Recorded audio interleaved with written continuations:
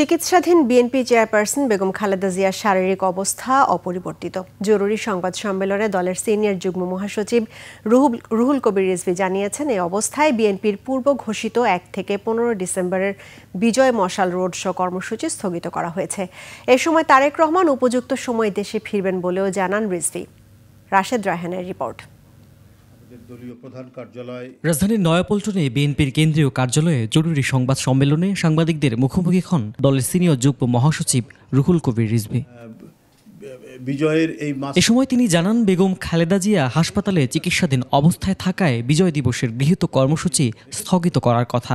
তার এই জীবনের এই সংকটের কারণেই আমাদের এই কর্মসূচিটি বিজয়ের মাসে বিজয়ের মশাল এটি স্থগিত করা হয়েছে এবং এর বদলে আমাদের যে সারা দেশব্যাপী সাধারণ মানুষ যেভাবে দোয়া করছে।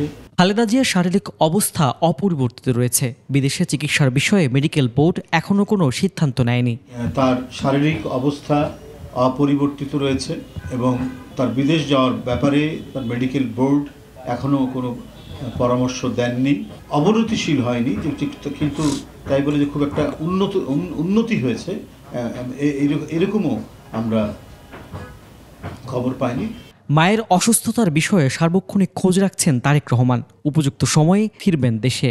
উনি তো ইংল্যান্ডে গিয়েছিলেন ম্যাডাম, সেখানে যারা দেখেছেন তাদের সাথে তিনি যোগাযোগ করছেন, কথা বলছেন এবং প্রতিনিয়ত প্রতি সময়ে এখানে দায়িত্বরত চিকিৎসকদের সাথে তিনি কথা বলছেন। তো সুতরাং বাংলাদেশের রাজনীতি এবং সব মিলিয়ে দলের আরও নেতৃবৃন্দ আছে, সবার পরামর্শক্রমে ওনার যখন উপযুক্ত সময় হবে তিনি আসবেন। রাশেদ রায়হান, 21 টেলিভিশন, ঢাকা।